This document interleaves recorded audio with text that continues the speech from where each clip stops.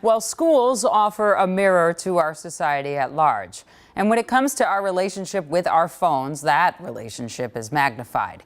Since the COVID pandemic, we've heard from parents, we've heard from teachers, we've heard from students about the explosion of cell phone use in school. And in the Minneapolis Public School District, the board has been considering an unconventional approach for this coming school year to tackle this issue. They were actually going to vote on it tonight, on a change to the cell phone policy that would put an emphasis on what students want, and that would require teachers to come up with their own cell phone rules and enforcement with input from those kids for their classrooms. But in the last hour, the school board decided they needed to hold off on voting on this for now. And in doing so, the board said it's going to take more time to also listen to community, following concerns from parents and teachers. But for one parent and teacher, the discussion needs to go far beyond just what should happen in a high school. Here's Kent with the story.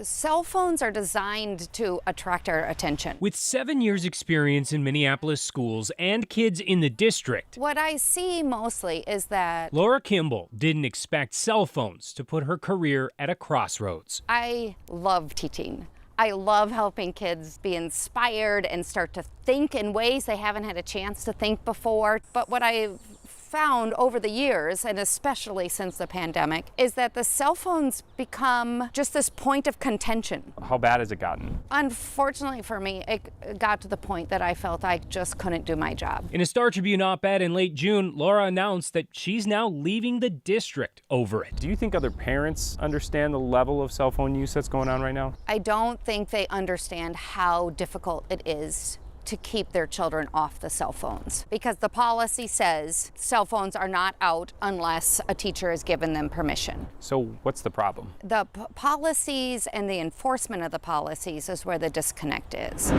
Well, at Anwat Middle School prior to the pandemic, she says there was no disconnect thanks to policy and enforcement that was school-wide. If cell phones were visible, we took them, and then children would have to pick them up at the end of the day. And then if that happened more than once, then parents were called. And that really made a difference. But when she moved to Anderson Middle School after the pandemic, she says rules were less clear and students were more dependent on their devices. It's just become something that is constantly pulling their attention away from their academics and their ability to actually learn and process. We're not just always on our phone just for distraction. For months, an MPS Student Leadership Board has argued that addressing the issue, at least in high school, requires student buy-in. If the teacher set a phone rule, most likely that phone rule will be followed by the most majority if the teacher is willing to set that rule up.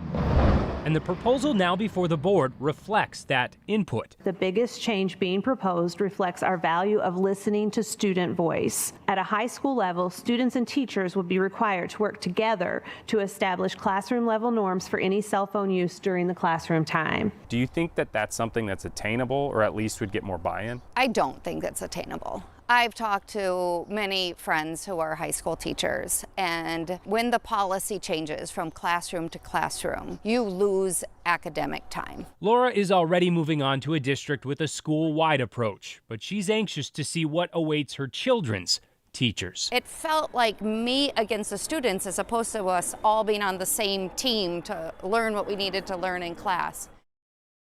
It's a topic that's been going on for years, and in general, schools across the country have had to get tough on cell phone use lately. By 2020, the National Center for Education Statistics reported that 77% of schools in our country had moved to prohibit cell phones for non-academic purposes in the classrooms.